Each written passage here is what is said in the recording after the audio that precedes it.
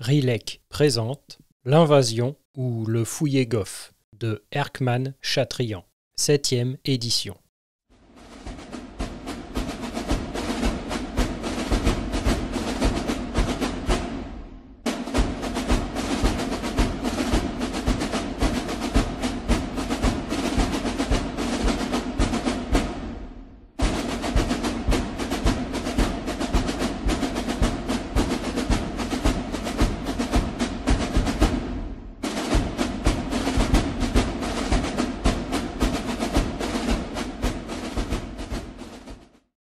Chapitre 1. Si vous tenez à connaître l'histoire du Fouillé-Goff et de la grande invasion de 1814, telle que me l'a raconté le vieux chasseur Franz du Hengst, il faut vous transporter au village des Charmes, dans les Vosges. Une trentaine de maisonnettes, couvertes de bardeaux et de joubarbes vert sombre, se suivent à la file le long de la Sarre. Vous en apercevez les pignons tapissés de lierre et de chèvrefeuilles flétries, car l'hiver approche. Les ruchers fermés avec des bouchons de paille, les petits jardins, les palissades, les bouts de haies qui les séparent les unes des autres. À gauche, sur une haute montagne, s'élèvent les ruines de l'antique château de Falkenstein, détruit il y a 200 ans par les Suédois. Ce n'est plus qu'un amas de décombres hérissés de ronces. Un vieux chemin de schlitt aux échelons vermoulus y monte à travers les sapins. À droite, sur la côte, on aperçoit la ferme du Bois de Chêne, une large construction avec grange, écurie et hangar, la toiture plate chargée de grosses pierres pour résister au vent du nord. Quelques vaches se promènent dans les bruyères, quelques chèvres dans les rochers. Tout cela est calme et silencieux. Des enfants en pantalons de toile grise, la tête et les pieds nus, se chauffent autour de leur petit feu sur la lisière des bois. Les spirales de fumée bleue s'effilent dans l'air. De grands nuages blancs et gris restent immobiles au-dessus de la vallée. Derrière ces nuages, on découvre les cimes arides du Grossmann et du Donon. Or, il faut savoir que la dernière maison du village, dont le toit en équerre est percé de 2 lucarnes vitrées et dont la porte basse s'ouvre sur la rue Fangeuse, appartenait, en 1813, à Jean-Claude Hulin, un ancien volontaire de 92. Mais alors sabotier au village des Charmes, et jouissant d'une grande considération parmi les montagnards. Hulin était un homme trapu et charnu, avec des yeux gris, de grosses lèvres, un nez court fendu par le bout, et d'épais sourcils grisonnants. Il était d'humeur joviale et tendre, et ne savait rien refuser à sa fille Louise, une enfant qu'il avait recueillie jadis de ses misérables heimatlos, ferblantiers, forgerons, sans feu ni lieu, qui vont de village en village étamer les casseroles, fondre les cuillères et raccommoder la vaisselle fêlée. Il la considérait comme sa propre fille et ne se souvenait plus qu'elle était d'une race étrangère. Outre cette affection naturelle, le brave homme en avait encore d'autres. Il aimait surtout sa cousine, la vieille fermière du Bois de Chêne, Catherine Lefebvre, et son fils Gaspard, enlevé par la conscription de cette année, un beau garçon fiancé à Louise, et dont toute la famille attendait le retour à la fin de la campagne. Hulin se rappelait toujours avec enthousiasme ses campagnes de Sambre-et-Meuse, d'Italie et d'Égypte. Il y pensait souvent, et parfois le soir, après le travail, il se rendait à la scierie du Valtin, cette sombre usine formée de troncs d'arbres encore revêtus de leur écorce, et que vous apercevez là-bas, au fond de la gorge. Il s'asseyait au milieu des bûcherons, des charbonniers, des schlitters, en face du grand feu de Sûre. Et, tandis que la roue pesante tournait, que l'écluse tonnait et que la scie grinçait, lui, le coude sur le genou, la pipe aux lèvres, il leur parlait de Hoche, de Kléber et finalement du général Bonaparte, qu'il avait vu 100 fois et dont il peignait la figure maigre, les yeux perçants, le profil d'aigle, comme s'il eût été présent. Tel était Jean-Claude Hulin.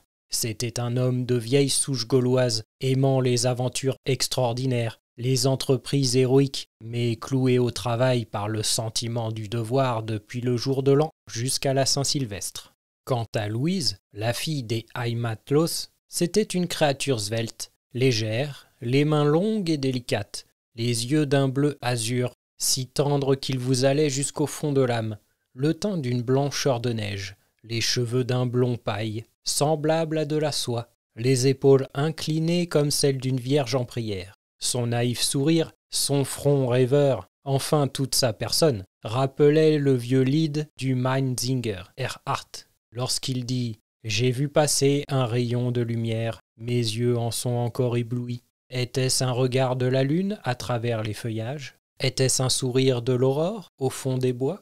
Non, c'était la belle Édith, mon amour qui passait, je l'ai vue, et mes yeux en sont encore éblouis. » Louise n'aimait que les champs, les jardins et les fleurs. Au printemps, les premières notes de l'alouette lui faisaient répandre des larmes d'attendrissement. Elle allait voir naître les bleuets et l'aubépine derrière les buissons de la côte. Elle guettait le retour des hirondelles au coin des fenêtres de la mansarde. C'était toujours la fille des Heitmatlos, errant et vagabond, seulement un peu moins sauvage.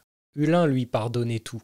Il comprenait sa nature et lui disait parfois en riant « Ma pauvre Louise, avec le butin que tu nous apportes, tes belles gerbes de fleurs et d'épis d'orès, nous mourrions de faim dans 3 jours. » Alors elle lui souriait si tendrement et l'embrassait de si bon cœur qu'il se remettait à l'ouvrage en disant « Bah, qu'ai-je besoin de gronder? Elle a raison, elle aime le soleil. Gaspard travaillera pour 2, il aura du bonheur pour 4. Je ne le plains pas, au contraire. Des femmes qui travaillent, on en trouve assez, et ça ne les rend pas plus belles. Mais des femmes qui aiment, quelle chance d'en rencontrer une, quelle chance !»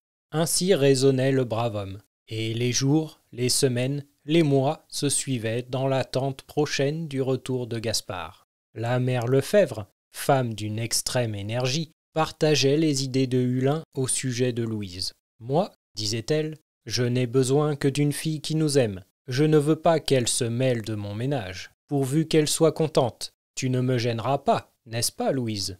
Et toutes deux s'embrassaient. Mais Gaspard ne revenait toujours pas, et depuis 2 mois, on n'avait plus de ses nouvelles. Or, ce jour-là, vers le milieu du mois de décembre 1813, entre 3 et 4 heures de l'après-midi, Hulin, courbé sur son établi, terminait une paire de sabots ferrés pour le bûcheron Rochard. Louise venait de déposer une écuelle de terre fleuronnée sur le petit poêle de fonte qui pétillait et bruissait d'un ton plaintif, tandis que la vieille horloge comptait les secondes de son tic-tac monotone. Au dehors, tout le long de la rue, on remarquait de ces petites flaques d'eau couvertes d'une couche de glace blanche et friable annonçant l'approche des grands froids. Parfois, on entendait courir de gros sabots sur la terre durcie. On voyait passer un feutre, un capuchon, un bonnet de coton. Puis le bruit s'éloignait et le sifflement plaintif du bois vert dans la flamme, le bourdonnement du rouet de Louise et le bouillonnement de la marmite reprenaient le dessus. Cela durait depuis 2 heures, lorsqu'Hulin, jetant par hasard un coup d'œil à travers les petites vitres de la fenêtre, suspendit sa besogne et resta les yeux tout grands ouverts comme absorbé par un spectacle inusité. En effet, au tournant de la rue, en face du cabaret des 3 pigeons, s'avançait alors, au milieu d'une bande de gamins sifflant, sautant et criant « Le roi de carreau, le roi de carreau !» s'avançait, dis-je, le plus étrange personnage qu'il soit possible d'imaginer. Figurez-vous un homme roux de barbe et de cheveux, la figure grave, l'œil sombre, le nez droit, les sourcils joints au milieu du front, un cercle de fer blanc sur la tête, une peau de chien berger gris de fer aux longs poils flottant sur le dos, les 2 pattes de devant nouées autour du cou, la poitrine couverte de petites croix de cuivre en breloques, les jambes revêtues d'une sorte de caleçon de toile grise noué au-dessus de la cheville et les pieds nus. Un corbeau de grande taille, les ailes noires lustrées de blanc, était perché sur son épaule. On aurait dit à sa démarche imposante un de ces anciens rois mérovingiens, tels que les représentent les images de Montbéliard. Il tenait de la main gauche un gros bâton court taillé en forme de sceptre, et de la main droite, il faisait des gestes magnifiques, levant le doigt au ciel et apostrophant son cortège. Toutes les portes s'ouvraient sur son passage. Derrière toutes les vitres se pressaient les figures des curieux. Quelques vieilles femmes, sur l'escalier extérieur de leur baraque, appelaient le fou, qui ne daignait pas tourner la tête. D'autres descendaient dans la rue et voulaient lui barrer le passage, mais lui, la tête haute, le sourcil relevé, d'un geste et d'un mot les forçait à s'écarter. Tiens, fit Hulin, voici Yegov. Je ne m'attendais pas à le revoir cet hiver. Cela n'entre pas dans ses habitudes. Que diable peut-il avoir pour revenir par un temps pareil? Et Louise, déposant sa quenouille, se hâta d'accourir pour contempler le roi de carreau. C'était tout un événement que l'arrivée du fou Yegov à l'entrée de l'hiver. Les uns s'en réjouissaient, espérant le retenir et lui faire raconter sa fortune et sa gloire dans les cabarets. D'autres, et surtout les femmes, en concevaient une vraie inquiétude, car les fous, comme chacun sait, ont des idées d'un autre monde. Ils connaissent le passé et l'avenir. Ils sont inspirés de Dieu. Le tout est de savoir les comprendre, leurs paroles ayant toujours de sens. L'un grossier, pour les gens ordinaires, l'autre profond, pour les âmes délicates et les sages. Ce fou-là, d'ailleurs, plus que tous les autres, avait des pensées vraiment extraordinaires et sublimes. On ne savait ni d'où il venait, ni où il allait, ni ce qu'il voulait, car Yegov errait à travers le pays comme une âme en peine. Il parlait des races éteintes, et se prétendait lui-même empereur d'Austrasie, de Polynésie et d'autres lieux. On aurait pu écrire de gros livres sur ses châteaux, ses palais et ses places fortes, dont il connaissait le nombre, la situation, l'architecture, et dont il célébrait la grandeur, la beauté, la richesse, d'un air simple et modeste. Il parlait de ses écuries, de ses chasses, des officiers de sa couronne, de ses ministres, de ses conseillers, des intendants de ses provinces. Il ne se trompait jamais ni sur leur nom, ni sur leur mérite. Mais il se plaignait amèrement d'avoir été détrôné par la race maudite. Et la vieille sage-femme Sapience Coquelin, chaque fois qu'elle l'entendait gémir à ce sujet, pleurait à chaudes larmes, et d'autres aussi. Alors lui, levant le doigt au ciel, s'écriait « Ô femmes, souvenez-vous, souvenez-vous, l'heure est proche, l'esprit des ténèbres s'enfuit, la vieille race, les maîtres de vos maîtres s'avancent comme les flots de la mer. » Et chaque printemps, il avait l'habitude de faire un tour dans les vieux nids de hibou, les antiques castels et tous les décombres qui couronnent les Vosges au fond des bois, au Nideck, au Geroldsek, à Lutzelbourg, à Turkestein, disant qu'il allait visiter ses leudes, et parlant de rétablir l'antique splendeur de ses États et de remettre les peuples révoltés en esclavage, avec l'aide du grand Golo, son cousin. Jean-Claude Hulin riait de ces choses, n'ayant pas l'esprit assez élevé pour entrer dans les sphères invisibles. Mais Louise en éprouvait un grand trouble, surtout lorsque le corbeau battait de l'aile et faisait entendre son cri rauque. Yegov descendait donc la rue sans s'arrêter nulle part, et Louise, tout émue, voyant qu'il regardait leur maisonnette, se prit à dire « Papa Jean-Claude, je crois qu'il vient chez nous. »« C'est bien possible, » répondit Hulin. « Le pauvre diable aurait grand besoin d'une paire de sabots fourrés par un froid pareil. Et s'il me la demande, ma foi, je serais bien en peine de la lui refuser. »« Oh, que vous êtes bon !» fit la jeune fille en l'embrassant avec tendresse. « Oui, oui, tu me câlines, dit-il en riant, parce que je fais ce que tu veux. Qui me paiera mon bois et mon travail? Ce ne sera pas Yegov. » Louise l'embrassa de nouveau, et Hulin, la regardant d'un œil attendri, murmura « Cette monnaie vaut bien une autre. » Yegov se trouvait alors à 50 pas de la maisonnette, et le tumulte croissait toujours. Les gamins, s'accrochant aux loques de sa veste, criaient « Carreau, pique, trèfle !» Tout à coup, il se retourna levant son sceptre, et d'un air digne, quoique furieux, il s'écria « Retirez-vous, race maudite! Retirez-vous! Ne m'assourdissez plus, ou je déchaîne contre vous la meute de mes molosses !» Cette menace ne fit que redoubler les sifflets et les éclats de rire. Mais comme au même instant, Hulin parut sur le seuil avec sa longue tarière et que, distinguant 5 ou 6 des plus acharnés, il les prévint que le soir même, il irait leur tirer les oreilles pendant le souper, chose que le brave homme avait déjà faite plusieurs fois avec l'assentiment des parents, toute la bande se dispersa, consternée de cette rencontre. Alors, se tournant vers le fou, « Entre, Yegov, lui dit le sabotier, viens te réchauffer au coin du feu. »« Je ne m'appelle pas Yegov, répondit le malheureux d'un air offensé. Je m'appelle Louis-Prand, roi d'Austrasie et de Polynésie. »« Oui, oui, je sais, fit Jean-Claude, je sais, tu m'as déjà raconté tout cela. Enfin, n'importe, que tu t'appelles Yegov ou Louis-Prand, entre toujours, il fait froid, tâche de te réchauffer. »« J'entre, reprit le fou, mais c'est pour une affaire bien autrement grave. c'est pour une affaire d'État, pour former une alliance indissoluble entre les Germains et les Tribocs. Bon, nous allons causer de cela.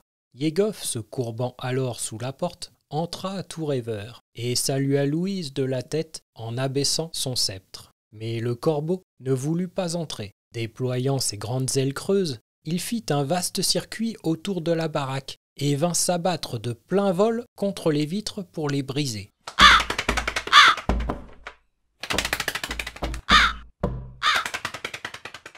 Hans !» lui cria le fou. « Prends garde, j'arrive !» Mais l'oiseau ne détacha point ses griffes aiguës des mailles de plomb et ne cessa pas d'agiter aux fenêtres ses grandes ailes tant que son maître resta dans la cassine.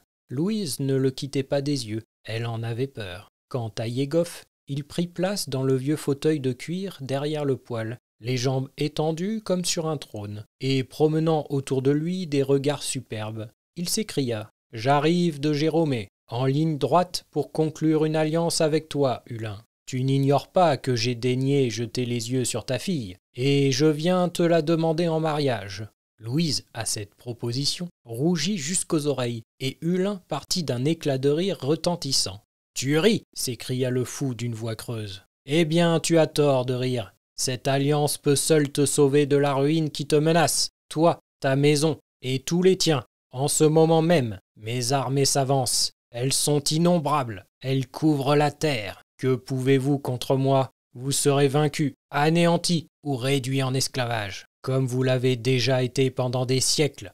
Car moi, lui prend, roi d'Austrasie et de Polynésie, j'ai décidé que tout rentrerait dans l'ancien ordre des choses. Souviens-toi. » Ici, le fou leva le doigt d'un air solennel. « Souviens-toi de ce qui s'est passé. Vous avez été battus, et nous, les vieilles races du Nord, nous vous avons mis le pied sur la tête. Nous vous avons chargé les plus grosses pierres sur le dos pour construire nos châteaux forts et nos prisons souterraines. Nous vous avons attelés à nos charrues. Vous avez été devant nous comme paille devant l'ouragan. Souviens-toi, souviens-toi, Triboc, et tremble. »« Je me souviens très bien, » dit Hulin, toujours en riant. « Mais nous avons pris notre revanche, tu sais. »« Oui, oui, » interrompit le fou, en fronçant le sourcil. « Mais ce temps est passé. Mes guerriers sont plus nombreux que les feuilles des bois, et votre sang coule comme l'eau des ruisseaux. Toi, je te connais depuis plus de 1000 ans. »« Bah !» fit Hulin. « Oui, c'est cette main, entends-tu, cette main qui t'a vaincu lorsque nous sommes arrivés la première fois au milieu de vos forêts. Elle t'a courbé la tête sous le joug, elle te la courbera encore. Parce que vous êtes braves, vous vous croyez à tout jamais les maîtres de ce pays et de toute la France. Eh bien, vous avez tort. Nous vous avons partagé, et nous vous partagerons de nouveau. Nous rendrons l'Alsace et la Lorraine à l'Allemagne, la Bretagne et la Normandie aux hommes du Nord, avec les Flandres et le Midi à l'Espagne. Nous ferons un petit royaume de France autour de Paris, un tout petit royaume avec un descendant de la vieille race à votre tête, et vous ne remuerez plus, vous serez bien tranquille. » Hé hé hé hé. Yegov se prit à rire. Hulin, qui ne connaissait guère l'histoire, s'étonnait que le fou sût tant de noms. « Bah, laisse cela, Yegov, dit-il, et tiens, mange un peu de soupe pour te réchauffer l'estomac. »« Je ne te demande pas de soupe, je te demande cette fille en mariage, la plus belle de mes états. Donne-la-moi volontairement, et je t'élève aux marches de mon trône. Sinon, mes armées la prendront de force, et tu n'auras pas le mérite de me l'avoir donnée. » En parlant ainsi, le malheureux regardait Louise d'un air d'admiration profonde. « Qu'elle est belle, fit-il. Je la destine aux plus grands honneurs. Réjouis-toi, ô jeune fille. Réjouis-toi, tu seras reine d'Austrasie. »« Écoute, Yegov, dit Hulin, je suis très flatté de ta demande. Cela prouve que tu sais apprécier la beauté. C'est très bien. Mais ma fille est déjà fiancée à Gaspard Lefebvre. »« Et moi » s'écria le fou d'un accent irrité. « Je ne veux pas entendre parler de cela. » Puis se levant. « Hulin, dit-il en reprenant son air solennel, c'est ma première demande. Je la renouvellerai 2 fois encore. Entends-tu? 2 fois. Et si tu persistes dans ton obstination, malheur. Malheur sur toi et sur ta race. Comment? Tu ne veux pas manger de soupe? »« Non, non, hurla le fou. Je n'accepterai rien de toi tant que tu n'auras pas consenti. Rien, rien. et, se dirigeant vers la porte à la grande satisfaction de Louise, qui voyait toujours le corbeau battre de l'aile contre les vitres, il dit en levant son sceptre « 2 fois encore !» et sortit. Hulin partit d'un immense éclat de rire. « Pauvre diable !» s'écria-t-il. Malgré lui, son nez se tournait vers la marmite. Il n'a rien dans l'estomac, ses dents claquent de misère. Eh bien, la folie est plus forte que le froid et la faim. « Oh, qu'il m'a fait peur !» dit Louise. « Allons, allons, mon enfant, remets-toi, le voilà dehors. Il te trouve joli, tout fou qu'il est. Il ne faut pas que cela t'effraie. » Malgré ces paroles et le départ du fou, Louise tremblait encore et se sentait rougir en songeant au regard que le malheureux dirigeait vers elle. Yeggoff avait repris la route du Valtin. On le voyait s'éloigner gravement, son corbeau sur l'épaule, et faire des gestes bizarres, quoiqu'il n'y eût plus personne autour de lui. La nuit approchait. Bientôt, la haute taille du roi de carreau se fondit dans les teintes grises du crépuscule d'hiver et disparut.